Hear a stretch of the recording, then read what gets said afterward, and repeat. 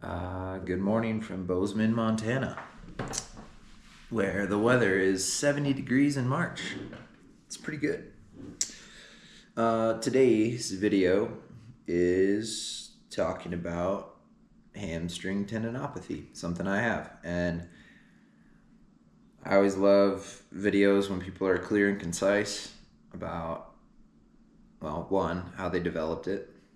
And then people can be like, okay, that's what I did. And then exercises they're doing to heal it, nutrition, and any other weird things that they're trying to fix the problem. So that's what this video is about today. Wanted to start off with, okay, so how do you develop hamstring tendinopathy? So I've been a professional triathlete since 2018, and I've been doing endurance sport all my life. So why did I develop this? Because typically, this type of an injury comes from too much too fast, right? So you're progressing your long rides or long runs a little bit too quick, and your tendons just can't keep up with the load that you're asking it to do. So repetitive strain, right? So just over time, you're just beating something into the ground, and yeah, it's not you're not allowing adequate recovery. That's what I was trying to think. So yeah, not recovering tight muscles, weak muscles, right? So this could be an imbalance thing. It could be you're so fatigued that your body is compensating in other ways. And yeah, maybe some poor mechanics can also cause this. So anyway, so for me, I've been training all winter very consistently. The goal this winter was to be pretty low volume because, in the winter it's pretty snowy here typically. And it's such a long season. I'm planning to race into December this year. So my season was going to kick off in Oceanside. I had to pull out because of this hamstring tendinopathy. And now my next goal race is 70.3 Gulf Coast, May 9th. So with that,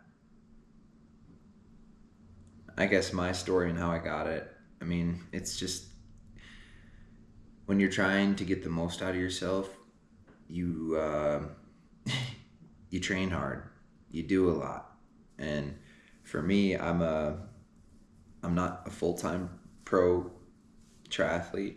I have to work, and I have 2 kids under 3 years old. So life's busy, and I think one of my flaws is, and how I got injured is, when you're moving to the next thing all the time. So, you got,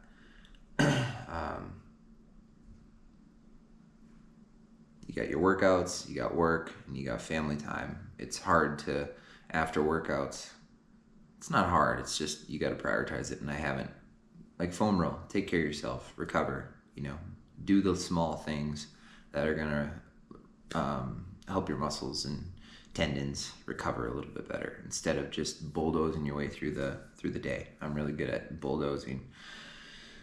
So taking a step back, and if I really want to go far with this sport, I need to be really diligent about those little things, recovering, making sure I'm getting the right nutrients and supplements. So without this going for too much longer, let's get into some supplements that I've been using that have helped me get through this hamstring tendinopathy. And then we'll go into workouts, and hopefully it helps. Action to the hamstring tendinopathy was to take 4 days off of running. Started to feel better, started running again, it got worse, and then I was like, all right, forget it, I'm just gonna take like a full week off of running. So I took a full week off.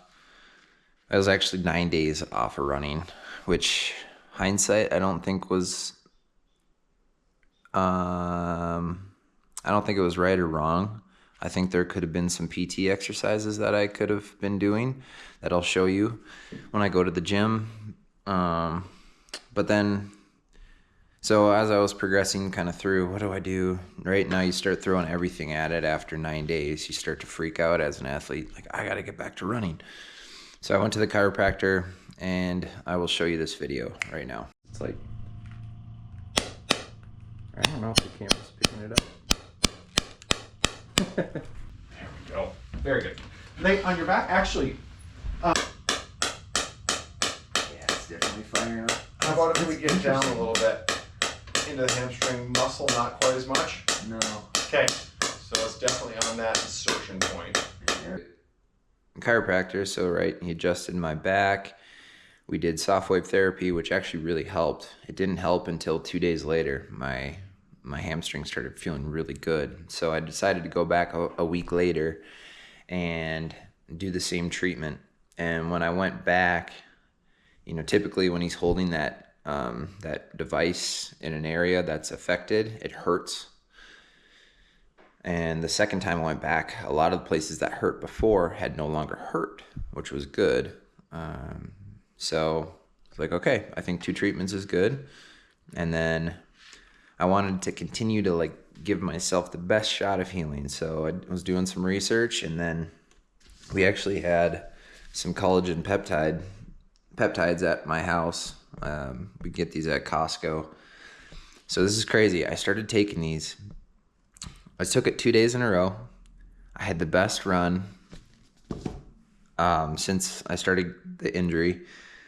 And then for some reason, I didn't take them for 2 days. On the second day I went for a run, it was the worst run I had. And then that night, I was like, oh, I took collagen for 2 days. And, you know, so I took the collagen that night. I woke up the next morning and I felt fine. It's like, oh, so now I've been taking collagen. I'm just going to use this until it's up. I think there's one by Momentous that I want to try.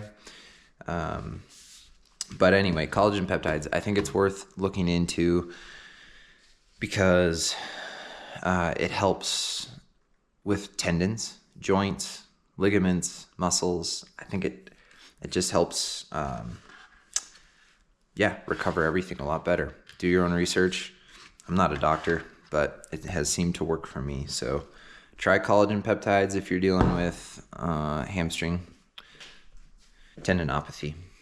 Let's see what else. And then my other basic supplements, I'm just like on D, calcium, vitamin C, and a multivitamin. So, yeah. One thing you guys can do for your hamstring, start your leg up high. And if you are so lucky to have someone to help you push your leg into,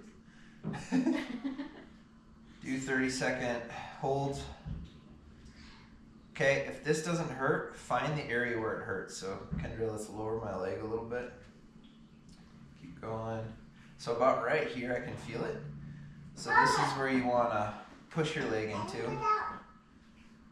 And you want to feel like 2 out of 10 discomfort in that hamstring. But this is going to help lengthen and strengthen that tendon.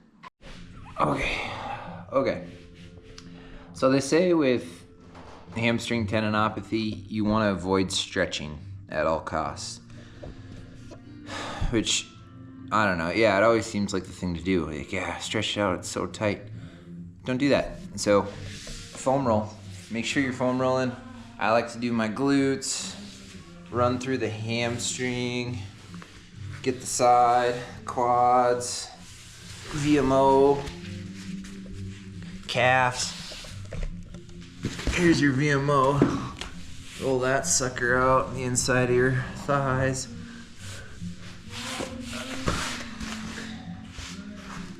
Calf strap, calf roll.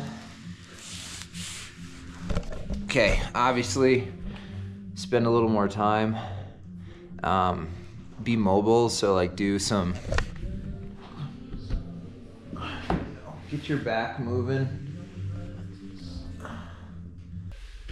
Something else that's been helping me is keeping my, for me personally, keeping my hips loose. So I ride on a time trial bike a lot, thus meaning I'm bent over like this. So I like to do this stretch. I also like the couch stretch. If you don't have a couch, you can just grab your back leg like this if you're able to. Just sit here for 20 seconds, do a few reps on each side. You know,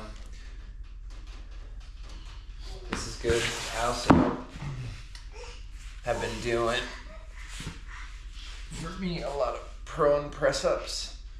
This helps loosen up my core and also the hips.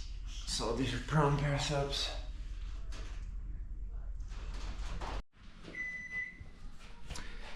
All right, good morning. I'm gonna take you through a run.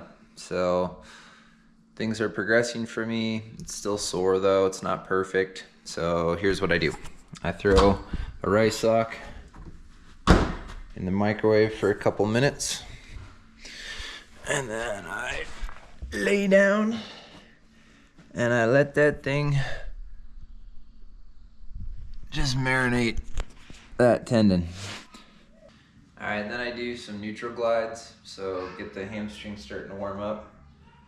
Put the affected leg out in front, toes up in the air, and then just doing 12 slow reps.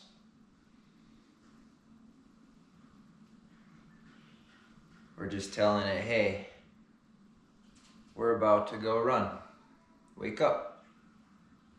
Because a lot of the times with tendonitis stuff, it loosens up as you go. But the idea with this routine is if we can say, hey, wake up, we're about to do some work, then you don't have to feel sore when you start. Do 30 seconds.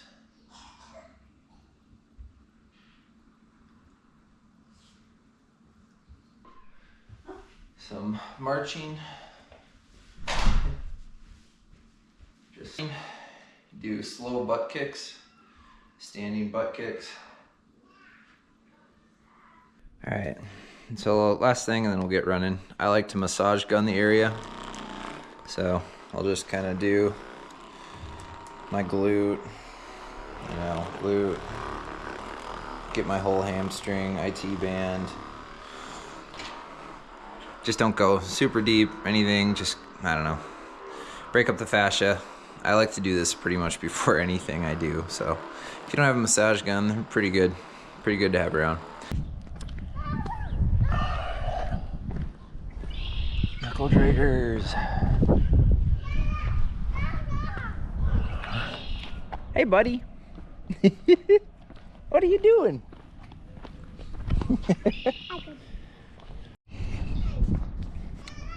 Here we go.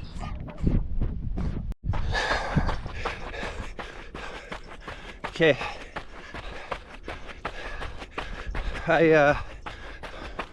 12 minutes in.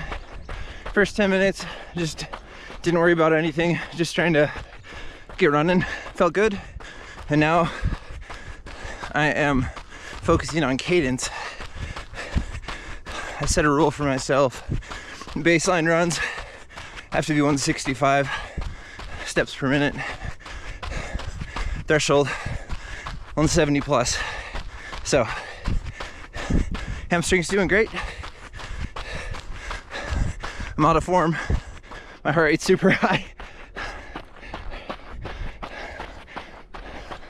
But I'm loving it, man.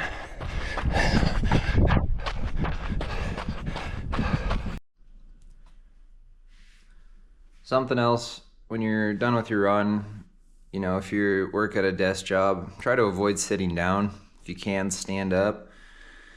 As soon as you sit down with hamstring tendonitis, it can get really tight and stiff and sore again. So if you can, stand, walk around after you're done running for a bit, let it loosen up, and you'll be better off for it. So that's the end of this video. Hope that was helpful. And remember, well, I don't know if I said this, but start with walk jogs. Just do whatever feels good. They say 2 out of 10 pain is what you want to feel. or 0 pain, but you know, 1 to 2 out of 10 is good. I like to run when I start back, running uphill. That seems to help. I think it's just because it shortens my stride a bit. But anyway, keep grinding. Hope that was help. And we'll see you on the next one. Bye. Bye-bye. Goodbye.